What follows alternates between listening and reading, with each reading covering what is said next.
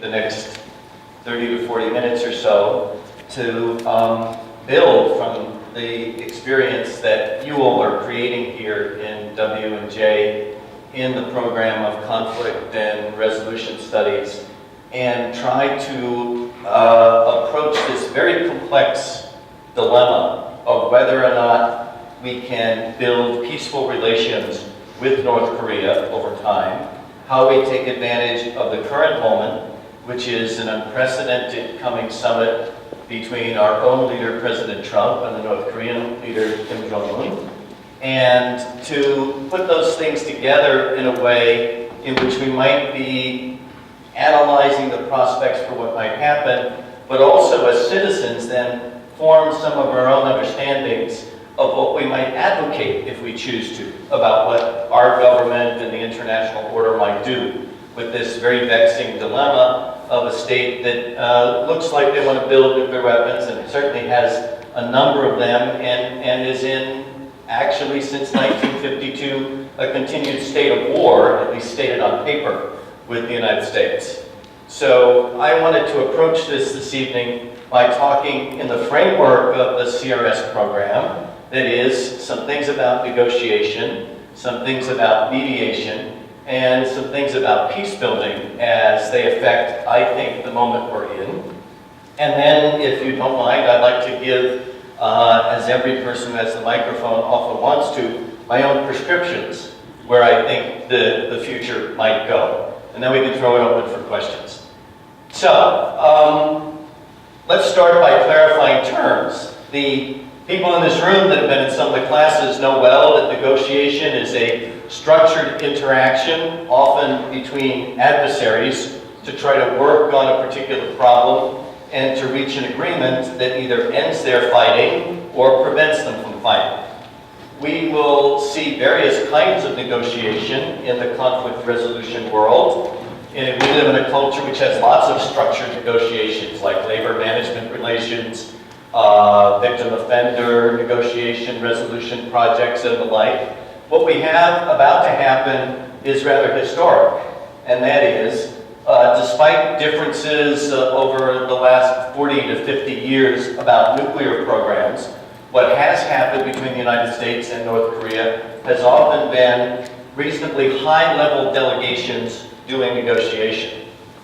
What each of the leaders of the country has proposed and now committed to do by the end of May is to have the singular leaders meet face-to-face, each probably with a kind of entourage of experts, of course, but we have face-to-face negotiation going on between the two leaders in a way that's unprecedented and may create new stumbling blocks to reaching agreement, or may open up an entire path of negotiated settlement that we haven't perceived before.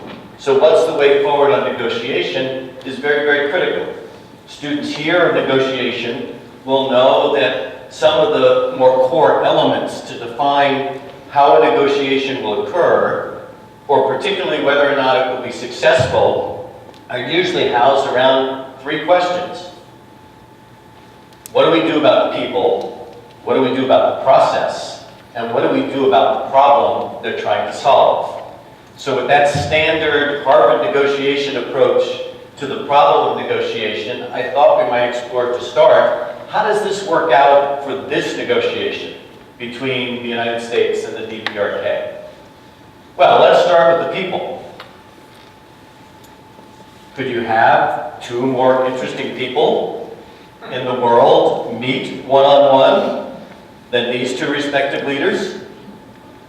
If you're putting together a dinner party and you had a list of available people and they were on the available list, you'd probably pick these two because they're very, very intriguing in their own right. Some for praising categories and some maybe for each less praising, depending on your perspective and maybe your nationality. Anytime two leaders meet at this high a level, the stakes are very, very high. Both of them want to come away with something. Both of them want to prove a point to the other. Each of them clearly needs a kind of victory. And then we can go from there many, many, many different directions. What's particularly intriguing, I think, about this high-level two people meeting is one of them is known for being all about the art of the deal. The other is being known, at least in Western quarters, as the person who does the art of the bait and switch. That is, comes from a country which historically has said, yes, it's time for us to sit down and talk. We have to negotiate out our differences. We're ready to put everything on the table. Comes and often engages in an interim agreement, or in some cases a final signed agreement, but seems to have ways to back out of it or change it or reinterpret it and do what they want to do a couple of years henceforth. So if you've been reading the papers about this, one of the cautions that's continually urged on Mr. Trump is don't let the personality of the person fool you about their inner agenda, because we've never had a North Korean leader who didn't bait and switch. And on the other hand, Mr. Trump says, if anybody can do a deal with this guy, I can do a deal. So one of the things that's very, very clear in the negotiation here is it's going to be about two people. And one of the few times we've had this happen at this level, some in this room will remember, and some of you weren't born yet, is when Ronald Reagan and Mikhail Gorbachev, outside of Reykjavik, took the famous walk in the woods, and both found that they had core beliefs that nuclear weapons were dysfunctional. And they were saddled with these things, but their defense structures were built around them, and they wondered what they were going to do and how they were going to get rid of them. They came back down the road and said to their advisors who'd been nervously letting them walk in the woods, you know, we'd love a world without nuclear weapons. And the advisors on both sides said, okay, no, we're not here to do that. We're here to negotiate arms control limits. And they walked the two leaders back to a more realistic world. What will happen in the process with these two? One of the State Department people that I was able to be with a group that talked with them last week said, look, we're not unaware of the risks. We, meaning the bureaucrats who help prepare presidents to go to these things. But what have we done for 40 years with the North Koreans? We sent experts and mid-level people, arms control people, cultural people, political, economic people, all at mid and high levels to sit down and negotiate. And then each of the teams, even when we had an agreement, had to bring those concluded, negotiated draft agreements to their leaders. And each of the leaders, or one of the leaders, would find ways to say, that's not what I wanted. So we never got a real agreement. Or we got an agreement that was a compromise of a compromise, and then one side or the other didn't fulfill it. So this State Department person said, look, I would not have chosen this route to do out of the gate. This wouldn't have been my first preference for the first North Korea-U.S. meeting in almost 20 years, but it's the one our leaders have decided, theirs and ours. It's the first time we have a top-down process. Maybe a top-down process works better than the bureaucratic one we've had many other times before. So is there a difference here or not? Most analysts of negotiation would say it will make a difference for the leaders to agree in principle, but then allow the wider collection of experts that work with them and for them in their governments to focus on how to attain those shared statements of understanding and goals, and then how to be committed to the long haul of low-level negotiation that this will take probably for many months, if not years. So that's the interesting tie between the people of the process. But of course, what's the problem that separates these two countries as they come together for this negotiation? I think most of us would say there are three particular levels of the problem to be worked out. One is, as some of you know from your own studies, by all international legal and political terms, we still exist in a condition of war with the North Koreans. That is, what was signed at the end of the Korean War was an armistice, not a peace treaty. And North Korean leaders have varied in their anxiety about this, or often use the fact that they're still at war with the United States to build a fever pitch of fear or hatred, or even the rationale for building nuclear programs, because we're still at war with the United States, and when you're still at war with a large and powerful and angry country, they might attack us at any moment. Some of you may have read If your fans are reading the New York Times in November, December of last year, Nick Kristof, the celebrated columnist, had visited North Korea for almost 10 days and came back, wrote a series of articles, and he said, you know what scares me most is I was just to a country that believes the war starts tomorrow. And as nervous as we are in the United States, that's not what we believe. That's not our operative principle. So what do you do when one country's at a fever pitch and one's not at a different, one is at a different level? So the first dilemma that these two leaders, the people working the process, have the problem to solve is, can we reach an agreement on whether or not we're going to still continue to be in a state of war? It would be a huge symbolic and real victory for Kim Jong-un if he comes back with a proposed framework for a peace treaty with the United States. And some in the US say, actually, that's more important than anything else because that's one of the most serious signals we can give to them that we want to live in a world of mutual security. But many people in the United States, and I think President Trump is among them, who believe that B and C have to work here. B, yes, this works out between the US and North Korea, but it's got to work out as well for South Korea, Japan, China, and others. We'd like that to work out for them a certain way, but all those others involved also have their own preference for how an agreement between North Korea and the United States would work out. So we have an interesting collision of factors that part of the problem to be worked out is not only a tough negotiation between the two principles, but a negotiation which, as it begins to make progress with the two, has to span to the 6, including the 2. So it's a 4+2 kind of dilemma, which has, as those of you in mathematics know, any number of permutations if you factorial, right? But then we come to the last. The North Koreans have made very, very clear through the South Koreans, we are committed to the denuclearization of the Korean Peninsula. And that's exactly what President Trump is demanding. But do they mean the same thing when they say those words in either Korean or English, or Japanese, or Chinese, or Russian? I think the answer by most good analysts is no. The United States has the position that the denuclearization of the peninsula means that there's a destruction of the reactors, there's a farming away, as we did with Libya, of the available nuclear, uranium, and plutonium material out of the country. There's a renunciation by the North Koreans of further developing of an ICBM component to their missile program. So that denuclearization means no present nuclear material, no present nuclear weapons systems creation program, intrusive inspections to make sure that's guaranteed, and a pledge of not building them again. The North Koreans say, if that were to happen, of course that would only be in exchange for the denuclearization of the entire peninsula, which means the anti-nuclear weapons system sold by the United States to the South Koreans called the THAAD system, that would be removed.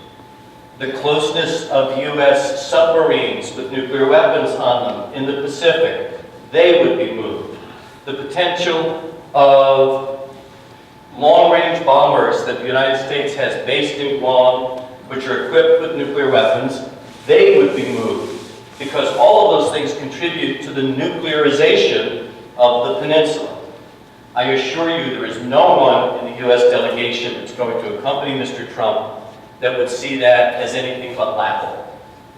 So our big negotiation problem is no matter how much the two people may get along, no matter how much they might have their own walk in the woods, no matter how much the process might be interesting, that each of them are sending notes to their underlings, tell you what we got to find out, what we got to agree on. The big stumbling block is going to be differing cultural and political definitions of what's denuclearization. What might make that work, we can talk about later on. That's what happens when two parties are at dramatically different definitions of the problem. But at least on the negotiation side, this is where I think we are in this conflict about to be a summit. What about mediation? Well, mediation is, as we know, a process where others help the two contending parties reach an agreement that they can't otherwise actually get to on their own. And when there's been some negotiation and other parties like a new mediator joins it, it's what's called the kind of neg-med model. There are many ways, absolutely implicitly right now, what's operating as we march to the summit is a neg-med model. Why? Because the United States is consulting with its most cherished allies in Europe about their ideas about this. We know that in an unprecedented way, the North Korean leader has made a trip to China and is about to make a trip via his chief foreign minister, sending him to Moscow tomorrow. So the mediators implicitly in this are the four nations that traditionally have made up the six-party talks that had moderate success in the early part of this century and the 1990s. So under those conditions, this implicit mediation of the Republic of Korea, which is South Korea, Japan, Russia, and China, is already existing. Some, like me, for instance, being a kind of UN hand, scholarly-wise, and a little bit practitioner, believes the Security Council is an actor in this as well, because the Security Council is the agency that's passed the global sanctions and would have to undo those if a particular accord was reached. So there's an implicit neg-med model here, and how each of the leaders will use it before, during, and after the big summit is one of our questions. There's also the implicit question about the basics of mediation. As some of you know from your courses here, mediation only works when it's really a helpful direct extension of a failed negotiation. Get back for a minute to the people. Neither of these leaders, even if the negotiation is failing, want it to fail. All of their instincts are even to put the best face and call a victory what looks like a stalemate or a failure. So how do you have a good mediation if the people who had the stalled or failed negotiation don't want to admit it stalled and failed? What you then have is basically stalled. So that's one of the dilemmas or prospects here. I want to introduce something else that's not in the usual dialogue of the journalists and pundits, but probably sensible to many in the audience who've been part of the program. In addition to there being standard negotiation and mediation, there's also what we call peacebuilding. Peacebuilding is one of the more modern or last 2 decades kinds of terms or processes which explicitly tries to deal with how you help states coming out of a state of war set up a series of structures, ideas, and practices that will put them on a path to social change that's done peacefully and often from the ballot box and the bargaining table, rather than the social change that has dominated their practice before that, which is social change through the barrel of a gun. So places like Colombia right now have brought to an end a 52-year civil war, signed a historic peace agreement, demobilized the guerrillas, all in the last 18 months, but it's very, very clear that they have a long way to go. Why? Because the last 52 years of social change has been from the barrel of the gun, and they're transitioning to something else. And how you make that something else work is critical. Peace builders do know that we need negotiation and mediation and conflict resolution as an important set of first steps. But real peace is built from successful conflict resolution that makes a change and development to what we call conflict transformation, especially in conflicts that have been going on for a very long time. And that's one that Trump and Kim Jong-un have inherited, a desperate conflict that's been going on for a long time. The recognition in peace building is that you might actually need as much time to get to the peace as the societies have spent in waging the war. This notion of, we did a 3-month peace conference, we signed an agreement, everybody was there for the photo ops, Now everybody went home in peace. There's no truth to that whatsoever. That's why more than half of the peace accords fail within 5 years, globally. Because we believe that somehow peace taking root on the ground doesn't need as much work as actually has gone into the war, and it does. Specifically, peace builders think, plan, and act. They engage in what we call strategic peace building. Now, with conflict transformation as an example of one of those key building blocks, because for reasons of time I can't go into all of them, let me give us an example of what we mean. Yes, it's very, very important that Kim Jong-un and Trump do conflict resolution with one another. But many would make the claim that that's not enough. It's got to be, at best, a springboard to something else. How do the differences work? Negotiation and mediation have worked best in conflicts among relative equals. Now, these two parties are somewhat equal, except in all the ways that they're not. In the United States, we say we are facing the spectrum of nuclear war against an aggressive North Korea. There's not one serious analyst in the world I know of who thinks that North Korea has more than 20 nuclear weapons, and it's unclear whether any of those weapons can be fully placed on an ICBM to reach the United States, at least at this moment. Maybe in 6 months, so that's why the negotiation is a good thing. Anybody want to tell me how many nuclear weapons the United States has? And 4,000 of those weaponized and ready to go in 30 minutes. I just like to play a lacrosse game where the other side has 4,000 and you have 20. Or a soccer game or any number of other things. Or engage in a negotiation where the other person has 4,000 chips and you have 20. And you're just going to play a basic card game. Let's play poker. Forget it, right? So there are ways in which these two parties are not equal. And that's the dilemma. They can negotiate something so far, but they've got to go beyond that. Conflict transformation says you've got to recognize from the start, even if the diplomatic dynamic says we are equal, we are all equally strong, we are all equally sovereign, we are all equally with the right to do whatever we want in the globe. Like Mr. Trump said at the United Nations in his first address, everybody's got to protect their national security. In fact, the inequality between the US and North Korea is one of the factors why many North Koreans say, unless we get nuclear weapons, we'll never attempt to be at the same pedestal level. The states that have nuclear weapons are the states that are most powerful politically and economically in the world. Even if they can't mount those on a delivery vehicle that will actually hit Seattle when it aims at it. So, conflict transformation says, let's aim for taking the inequality of the relationship and redefining it and making it anew. Negotiation, we aim to solve a particular problem. You take half of this, I'll take half of that. You divide this way, I'll trade off differently on this issue. Some of that has utility.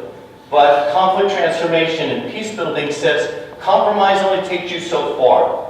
What we really have to understand is that compromise works best when we're trying to solve a particular narrow dispute and we have ways of dividing the pie, and it's going to relieve our pain in the short term, but not change the structure of the things we disagree about in the long term, and not change the structure of our relationship. Conflict transformation says, unless you build a new fundamental working relationship between the parties, you will not get to long-term peace. And there are ways in which, yes, this is a summit where two leaders are going to come together to achieve specific results about nuclear weapons, but given a 70-year-plus history of disagreement and being at war, that will only take us 1 or 2 steps. Do each of the parties have the ability and vision to understand there must be a strategy that gets them to creating a shared non-nuclear future? Now, with that as the options, there's going to be negotiation. There's going to be implicit mediation from other powers. We might push a peace-building strategy and vision. What might, I would say, bipartisan advice for the U.S. be as Mr. Trump approaches this negotiation in May. The first is, better bring your best game and your best set of understandings from your team about what's possible. Know that the dilemma is of very high stakes. And the high stakes are not just what do the cameras see or what will global public opinion see. It's whether or not you build a working relationship with this person around the table, because that's your responsibility as a leader. And how much are you willing to accept, at least at the start, the fundamental disagreements about denuclearization you have? If the US delegation goes in with the understanding, there's two options here. There's getting a pledge and mechanisms for complete denuclearization of the DPRK program, or we walk away and threaten them with more sanctions and war, then they might as well not go. Because that, in the minds of many, is unrealistic. What you want to be able to do is to have enough agreement, along with enough disagreement, and enough capturing of the personalities of one by the other, that they want another meeting, and they want to set a wide agenda that their bureaucrats will now execute in a series of meetings over time, and maybe in that take advantage of the mediation of the others and recreate some new version of a neg-med, something like the old six-party talks. Because the guarantees of security and the prospects for denuclearization probably only come about with the partners in the region as well as the US and the DPRK. Some of us would advocate that that will only happen if you're already on paper and in various ways with experts charting out the full peace-building strategy and using that as a mechanism of self-discipline to know we're in this for 18 months to maybe 5 years of negotiation, so we've got to stay disciplined, we have to stay focused, we have to understand in these processes you sometimes go 2 steps ahead and 1 step back. Now, a second level of advice. There's a lot of pundits and even some people with good experience in negotiating with the North Koreans who would say this whole thing of going to a summit's a bad idea. We've never worked out a real deal that the North Koreans will stay with. So I would say advice to the US at a second level, and advice to Mr. Trump if he were sitting right there in that chair, would be, don't let history tie your hands at the start. Just because there was a failed agreement in 91, 94, 2002, and 2005, that was between other parties. You've been telling us in America, you're a different kind of guy. So is Kim Jong-un. So exploit the possibilities that neither of you will feel the negatives of disagreement that have happened before. At the same time, since the Trump administration firmly believes this is happening as a summit only because the maximum pressure strategy of sanctions is working, don't assume that the maximum pressure of sanctions strategy, which you think has them by the throat, will have them by the throat much longer after you meet. The economics may be the same, the economic pain will be the same, maybe even increase, but the political gains for them start to evaporate over time because Kim Jong-un has done what his father and his grandfather was never able to do. He's sitting face to face with an American president. In every Korean analysis, that's already a huge victory and a concession by the Americans. So don't think that the sanctions are going to do for you now, after this meeting, what they did before. Don't get angry, get even. Or in this case, getting even means get new meetings. Get more meetings. Say there'll be a summit every 6 months. It would be better if all the staff experts on both sides begin to work things out, but understand you're in this process. Some success, then some backing off. Some success and some backing off. What you're trying to do is to build a new relationship based on security guarantees where neither side has to resort to thinking about nuclear weapons as a way to solve their fear, their insecurity, or their disagreements. Now, that's what I think most mainstream people in the United States and Europe think about this. Now, a personal political announcement before we open it for questions. Here's what I would say to the powers that be. By engaging in this summit, you've crossed the threshold where diplomacy is recognized by all parties as preferable to an atmosphere of threats for war or going to war. Diplomacy is the best way of working this out, even though it's messy, it's long-term, it's occasionally unsatisfying, and becomes more about what you are working on than about you. Diplomacy is the answer you've now opted for. Live with it, own it, be proud of it, and manage it. There's an opportunity to engage the North to begin durable, long-lasting negotiations. And that's unique. Your counterparts, Mr. Bush rejected that, Mr. Obama either rejected it or thought it would come to fruition earlier, but you're in a situation to do what no American president has done. You have to lower your own expectations for what you can accomplish at the end of May. Even if you have a walk in the woods, and you both agree in principle to X, Y, and Z to make the world a better place where no one has nuclear weapons. There's nothing in that summit that will actually lead to that. It may generate incredible pronouncements of starry visions, but you're only scratching the surface. You've got to agree in principle and in practice that we're now engaged in a structured, ongoing steps to reduce tension, to denuclearize the peninsula, even with our conflictual differences about what that means. Patience and persistence is going to be the key. That's the greatest personal challenge to each of these leaders. Neither of them are known for this in their own environments or globally. We are, in case people haven't noticed, in a time where there has been no new nuclear or missile tests by the North Koreans since December. This is the longest stretch in the last 21 months. This is a good thing. This is both symbolic and it's political. Can you use this summit to maximize a commitment by North Korea to suspend and continue to do this, now not to get to a summit, but because the summit occurred, and because it's an act that shows we want to keep going. So the United States will not ramp up more hostility as long as the freeze on tests and development and explosions continues. If I wanted to come out with a perfect outcome of the summit, these are the ones, the 5 personal points I would think about. Now,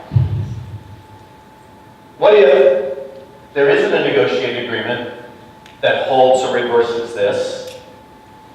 What does an American president say if, for example, Kim Jong-un, in a moment of drama, being upset with what goes on, gets up from the table and takes all those people home, and you have nothing?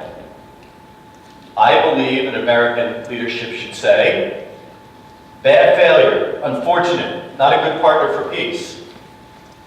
And you know what? 4,000 operative nuclear weapons, 14 to 20 nuclear weapons. When we had 10,000 and the Soviets had 11,500, we had deterrence.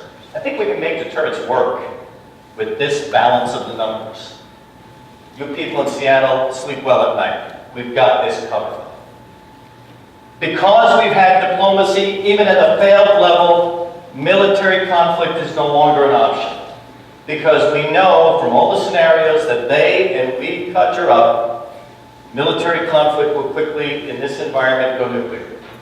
And now that we've walked back to create dialogue, there's no reason to choose that actively and voluntarily as a way of guaranteeing security anymore. So we shouldn't be back to where we were in September, October, attitudinally or in our policies. That would be my summary recommendations.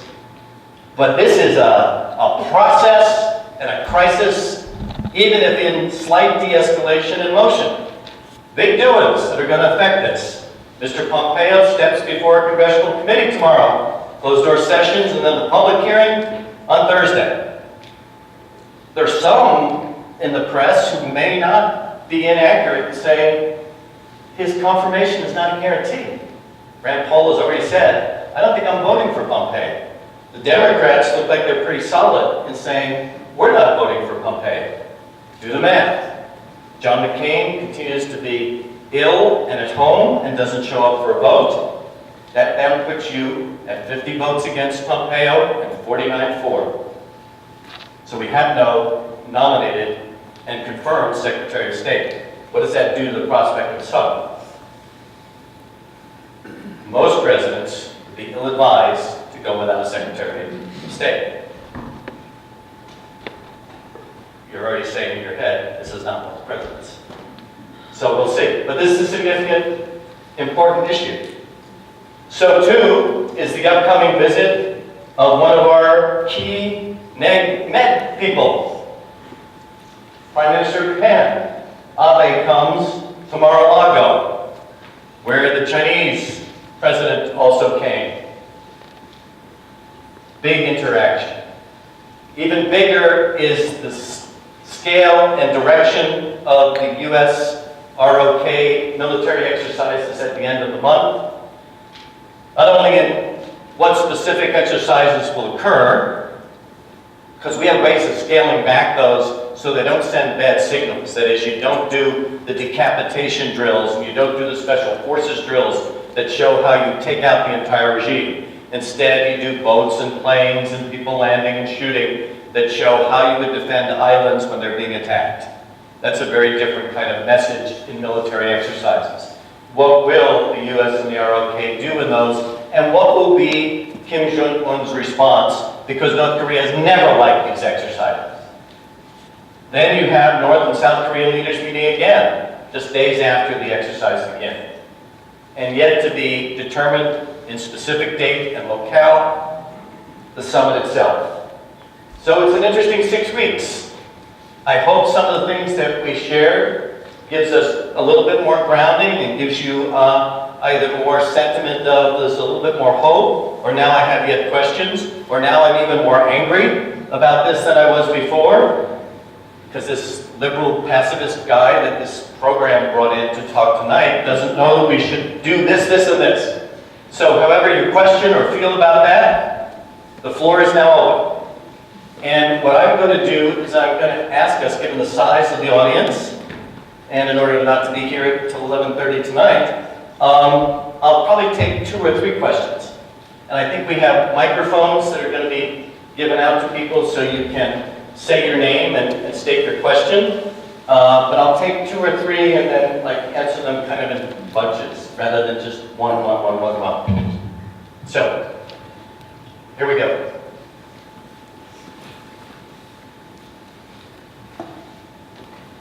So you can be heard.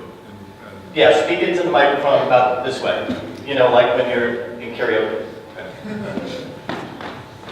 I'm a specialist Dan came up with Volunteer Army, and I participated in the United States of Iraq to join the military exercise. As Private Guardian, which was basically the simulated the war scenario. And I was an interpreter, so my serial part served in the Korean War from 1950 to 54, and my uncle was in Vietnam 68 to 69. And I was for over 3 generations out of my family, my family members, we served and the Guardian, the DMZ. And over 8 years of a stalemate. Actually, our people are very doubtful about this business. To be honest, it looks like just another deception. Because, when we're talking about a regime change, there was no more possible opponent who can replace Kim Jong-un, because the best candidate was Kim Jong-un, was a half-brother, but he was assassinated in Malaysia last year. And actually, it was supported by China very much. And China's perspective and North Korea's technically about North Korea as a buffering zone to block U.S. expansion of influence. However, so the main opponent is out of the picture now, and what's gonna, just like you said, like what's gonna happen, like if this entire meeting, this is gonna end as a failure? And I think, to be honest, in my perspective, Mr. Trump is just gathering some reasons here. Because, well, back in 1964, August 1964, Tonkin incident, it was not entirely fabricated, sir. It was exaggerated, but still there was an engagement between them. So I think that but even though like there was a true fact, just because it was exaggerated, lots of the media and the U.S. people felt that like the Vietnam War was an unjustifiable war. Right. And I think that if he wants to go war on like the surgical strike, that he wants to avoid that, the very possible point. And I believe, well, it's not happened, so I cannot really determine. But to be honest, me and lots of people, because you said we should all leave our emotion behind. However, to be honest, it's really impossible.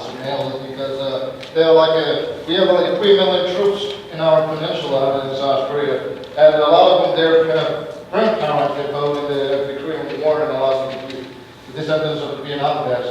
So we are honestly, a lot of us want this surgical strike, the force strike, because you said, like you mentioned, like the 20 nuclear warheads. And I said, yeah, exactly. So the mutual assured destruction is not possible at all there.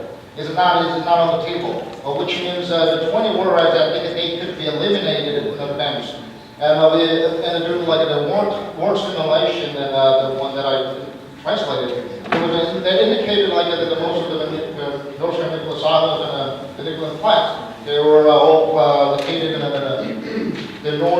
very northeast of Shingen. And do you think in that case the war is kind of imminent? The conflict is Yeah, good, okay. I'll get to that. Good. Others?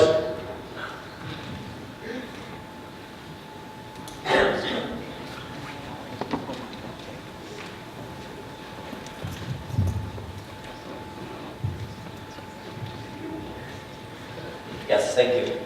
Hi, I'm Tom Kennedy. The thing that strikes me about this is since there hasn't been a nuclear weapon detonated since the end of World War II, people have no idea what these things can do. And the stakes that are in front of these leaders now. And I've heard this analogy that the room is filled with gasoline, and you have 4,000 matches, and I have 2. Both of us can destroy the room. And the thing that I wonder is if these leaders, interested in your opinion, actually understand the stakes. If there's a failure and one of these weapons is used. Thank you.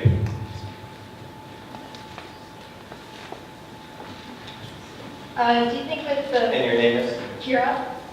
Do you think with the peace negotiation talks transpirating within the next few months, if North Korea would ever consider rejoining treaties such as NPT at all? And there's a fourth here. Let's take 4. My name is Jim English. I guess I'm wondering, after 52 years of a non-peaceful relationship between the two countries, what is the interest of North Korea, short-term and long-term, in entering into a peace agreement? Okay. Let me start with the one in the back. I think this is an interesting week to ask this question. How many people saw the terrible photos this week in Syria of the Syrian children falling? Okay. Do those who saw these things think this is appalling? Do you think we probably should have treaties or mechanisms of doing away with chemical warfare? Probably. So the point is well taken. 80 years after nuclear death, if you will, how do we have a consciousness about it? How do we not have an antiseptic view that either surgical strikes or any number of other things could take these suckers out and we'd all be fine? This is one of the great dilemmas of our time, both political, psychological, and obviously ethical or moral. That is, we have ways of making rational equations that show under the proper conditions of a massive U.S. strike of a conventional kind to neutralize their attack weapons systems that are nuclear and we can prevent nuclear war. Well, for those of us who spent some time at that DMZ and understand North Korea's strategy with over 2,000 artillery units, what happens the minute that strike occurs is that all those artillery units begin conventional war against the South, and you have 200,000 dead there. Not nuclear.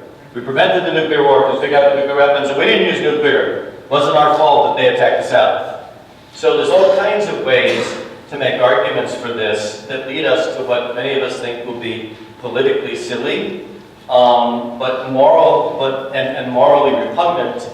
And we have an analog to show right now in these chemical attacks just how bad it could be. And whatever your technical or mathematical equation that says militarily we can do this has to be tempered by those photos. Because it's not just chemical weapons death that kills children. Right? The irony of this week is that for the last 4 weeks, that insane neighborhood has been under attack and thousands of children have been killed. Some were gassed and the others were just plain shelled to death. The reaction to the gas outcome is that this is a terrible way to kill somebody, but all those other children were still killed. It's the kind of thing that sparks people's cynicism about situations like this. But yes, it's not soft on policy, it's not soft on defense, it's not soft on deterrence, and not soft on the real threat from North Korea to think about nuclear weapons war is not to be had. And because this war would quickly descend to nuclear, military option is not only ill-advised, it's not plausible for a decision maker in any rational or ethical mode, from my point of view and many others. Therefore, to the question that even if we assume, which isn't a bad assumption, that what the North Koreans want out of this after 52 years is recognition and acceptance as a nuclear power and a bilateral non-aggression deal that allows them to sit at that table and sit at that nuclear table. If we don't want that option, the only way to deal with it then is to go to war. That's a fallacy. That's fallacious reasoning. There are any number of steps that failure of this or acceptance of a state of affairs that we don't like that don't necessarily mean the only other choice is war. War here would be like war against Iraq in 2003 in this sense. It's a war of choice, it's not a war of self-defense, and it's not a war of imminent necessity. And I think people have to understand that. We're not dealing with two sides of a coin. Either we have successful negotiations or we have war. And I'll be honest with you that there are a number of people in the press and in various policy circles who believe that, and therefore they're pounding so much weight on these negotiations, have to be successful, have to get virtually surrender for the North Koreans, or otherwise we might as well launch the day after. No, that's ridiculous. It's all about choice. And the strategic choice should be here. For the short term, you can have deterrence. For the slightly medium term, you may have to accept them for where they are, because the ways of dismantling that still leaves you with a certain amount of discomfort, as it should, South Korea, Japan, and ourselves. But what's the history of getting to those treaties, like the Non-Proliferation Treaty and others? It's the people who have the nuclear weapons who sit around the table who make them. So therefore, we might be able to get the North Koreans into an inspection regime if we guarantee them the right to 20 nuclear weapons, but then intrusive inspections that they have no others and no other secret plans to deal with them. Would that be acceptable to an American public? I'm not sure. There's sections of the American public, 79%, still believe the Iranian nuclear deal is a great deal and should be preserved. Why? Because we have 10 years of guarantee that they're not going to build weapons, and we have the most intrusive inspection regime in history to mandate and guarantee and document that. But for some in this country, I'm sorry, what do they do at 10 years from day one? Maybe they start building again. Lousy agreement. Without any understanding that you're in charge of the influence factor of what happens over the next couple of years, and might get them to join the NPT treaty, which then buys you even more time and more cooperation. So, I think it's very, very important for American citizens to send a message to whoever you want, or to talk in our citizen groups about what's the conditions under which we accept failure through no fault of anybody of this heavily loaded, emotional, etc. summit. And in failure, do we resign ourselves to only one alternative? No. If at first you don't succeed, try again. If your success is as high as you want it, then try some more with particularly lower level objectives to attain, and put yourself on a strategic peace-building plan, which may include portions of years henceforth where they are nuclearized, and find ways in which the stability of the peninsula leads them to go less and less on a reliance on nuclear. Remember, this leader, in conjunction with your good question, has pledged two things to his people. We will be a nuclear power that the world has to reckon with, and we will have unprecedented economic prosperity. He knows he can't achieve both simultaneously if U.S. sanctions and other things continue. So he's going to have to make a trade-off.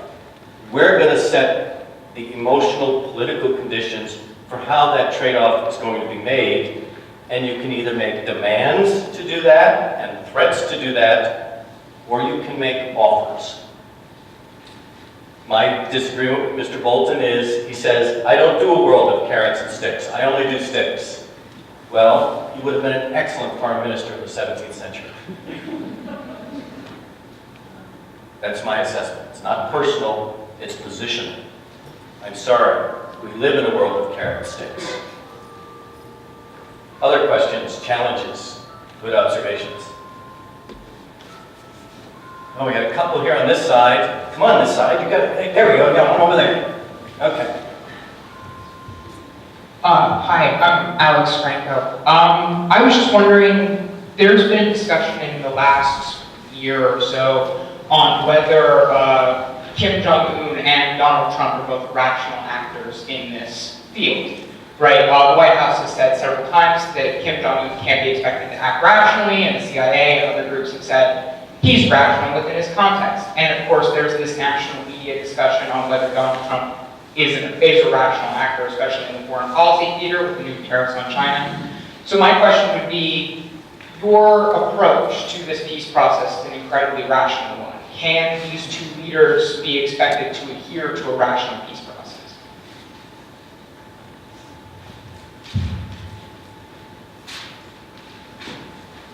Please. Hi, River Eisenhower. I just wanted to know your opinion on the North Korean endgame, essentially. You know, do you think that this country could become a more developed nation, or do you think it would take a serious regime change or more serious action for that to happen? Thank you. My name's Jamie. My question builds on this previous comment, and I'm curious, if the U.S. did attack, do you think China or Russia would effectively get involved or try and limit that? Get involved in terms of a war, or get involved in terms of pushing the peace process, or either? Sufficiently convincing the U.S. not to attack by whatever means. All right, thank you. Okay, good questions. I hope we have that on tape. You're one of the few people who called me rational in the last 3 or 4 months. It's so nice to come here and where people like each other. It's really great. There's rationality with a lowercase r, and there's rationality with an uppercase r. Rationality in the lowercase system in diplomacy means that we state certain assumptions, we put out a strategy to achieve the assumptions, and then we take actions that are consistent with that. I think that's probably the level of rationality that I've unfolded here. The rationality at the capital R level is the additional dimension that a decision maker brings to it, in which, in addition to a set of assumptions, strategies, and actions, there's an umbrella notion of what are my wider interests at the moment, what messages do I want to send that party I'm negotiating with, but I also want the others to hear and see, like the Russias, Chinas, Japans, and South Koreas. And I think it's the upper level R that when people talk about Kim and Donald Trump, that's the one they're worried about. That is, neither of these leaders have really given us very much to go on what is their larger and grander strategy.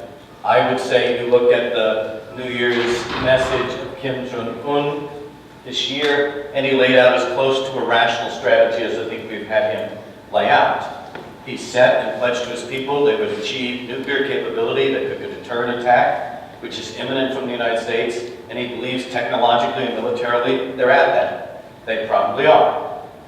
But not because they can hit Seattle, but because maybe they can hit Guam. Or worse yet, they can hit our allies in Japan or South Korea. They've not had that capability before. At the same time, as I mentioned, he's got the plan where he'd like to be an economically viable country. So, end game with those as recent strategies. The end game is I get to be dictator till I'm 85 and preside over the era in which all countries in the globe accept, even reverence, North Korea as equal among the most powerful equals. Some of that would happen through nuclear power for a while.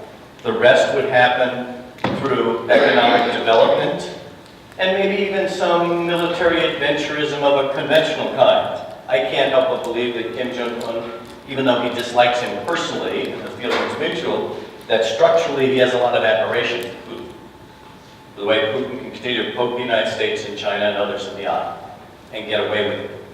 But North Korea is much more constrained geographically about how we can get away with it. But I believe that's where the work wants to go. The problem is that denies the dynamic of political and social change that is already slowly overtaking North Korea. A North Korea isolated, punished, economically strangled today and surrounded by hostile powers is different than a North Korea 20 years from now with relatively open borders, a growing and booming economy, and the inability of the regime to control communications dynamics that permeate the society, at least at the upper levels already. In other words, in the 21st century, the ability of a Kim Jong-un to have the rule he has in 2015 is very different from what he will be able to rule in 2035. And therefore, it's not a matter-of-fact evolutionary change, but it's the dynamic that because in addition to being a nuclear power, Kim runs what I would call a kleptocracy. That is, it's a corrupt regime that because of sanctions needs to earn its keep by cavorting with international criminals and international traders. That will be seen as dysfunctional to the economic elites that are building change, and he will give way, either voluntarily or not voluntarily.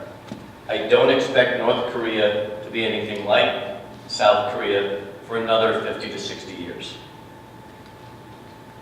But it will never get there if we think we should destroy it with weapons.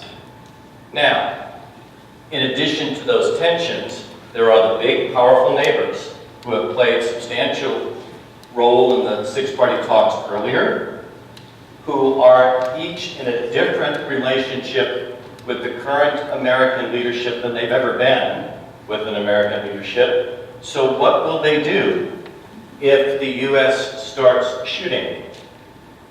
The protest will be extraordinary diplomatically. Putin will be on the phone with every European that's an ally of the United States and continue to push his agenda of driving a wedge between Germany and the U.S., between France and the U.S., etc., because of the outrageous U.S. behavior.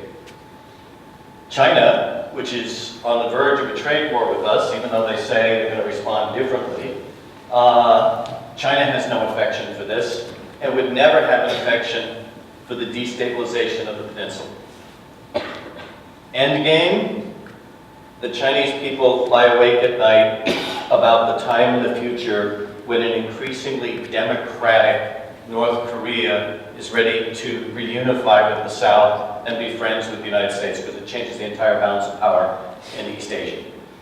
But at the same time, that's the best available state they could have, rather than a radical nuclear state on their borders. Now, let me tie some of these together and go back to the issue of consciousness about nuclear things. Maybe people here have taken international relations classes where you know that one of the powerful theories for how states go to war is that they go to war when there's dramatic change in a couple of factors between them. One of the factors that changes, that often precedes war, is a dramatic change in capabilities. So France and Germany, China, be in an arms race with one another, the change by one responded to by the change of the other, and everybody was on the verge of their seat for how to use these changes, and don't let the other side get a military advantage. In this case, even with the rapid development of new North Korean forces at the nuclear level, there's really no change in the capacity of the United States to destroy all North Korea tomorrow. The problem is, in the process of that, we also destroy South Korea. So, that's unacceptable, but there's no real change in capabilities. But there's a sense or a perception that these things are changing. So that puts us on edge as a potential cause of war. The second change factor is when the two societies that are in crisis are changing their intentions of one or the other and perceiving the changed intentions. Obviously, we're all living in the US over the last year, 2 or 3 or longer. Is there a change of fear and concern in our country about the intentions of the North Koreans? Absolutely. Another test. Why are they testing? Because they want to bomb us. Okay, so there's now a change in intentions. But our reading of that isn't likely to change in the short term. The third factor that leads to war is a change in the fear and uncertainty about what the other side is really about. Are they going to build from their intentions and capabilities to achieving something, or are they just doing it to protect themselves? The best way to learn about that is sustained negotiation and dialogue.